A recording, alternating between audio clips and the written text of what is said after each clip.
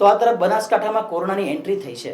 પાલનપુરમાં એક દર્દીને corona positive આવ્યા બાદ બનાસ મેડિકલ હોસ્પિટલમાં 20 બેડ ઇમરજન્સી સુવિધા પણ ઊભી કરાઈ છે। ગુજરાતમાં કોરોનાની એન્ટ્રી બાદ બનાસકાંઠામાં પણ કોરોનાની એન્ટ્રી થઈ છે। પાલનપુરનો એક પરિવાર જે બેંકોકથી પરત આવ્યો હતો અને ત્યારબાદ આ પરિવારમાં કોરોના લઈને બનાસ મેડિકલ હોસ્પિટલમાં RT-PCR કરવામાં આવ્યો હતો, જે પોઝિટિવ આવ્યો હતો। ત્યારબાદ બનાસ મેડિકલ હોસ્પિટલ તંત્રએ 20 બેડની ઓક્સિજન સુવિધા સાથે વેન્ટિલેટરની સુવિધા પણ ઉપલબ્ધ કરી છે, જેથી આગામી સમયમાં સંક્રમણ ફેલાય તો તાત્કાલિક હોસ્પિટલમાં સારવાર મળી શકે।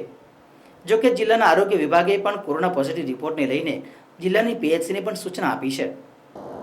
ગઈકાલે એક પેશન્ટનો RT-PCR રિપોર્ટ જે છે એ પોઝિટિવ આવ્યો છે। એ પેશન્ટ અહીંયા તો ઇન્ડોર થયો નથી, પણ એના કારણે અમે આજે એનો એક વોર્ડ તૈયાર કરી દીધો છે 20 બેડનો। બીજો પણ 20 બેડનો જરૂર પડશે તો ફટાફટ તૈયાર કરી દઈશું। અને એમાં વેન્ટિલેટર, મોનિટર એ તમામ રીતે સુસજ્જ છે અને તમામ બેડ સેન્ટ્રલ ઓક્સિજન લાઇનથી પણ કનેક્ટ છે। બનાસ જનરલ હોસ્પિટલ છે એમાં ઓક્સિજન પૂરતો છે। 800 બેડ ઓક્સિજન સેન્ટ્રલ લાઇન સાથે કનેક્ટેડ છે। અમારી પાસે વેન્ટિલેટર પણ પૂરતા છે, ડૉક્ટર સ્ટાફ પૂરતો છે, નર્સિંગ સ્ટાફ અને સપોર્ટિંગ સ્ટાફ પણ પૂરતો છે અને મેડિસિન પણ પૂરતી છે।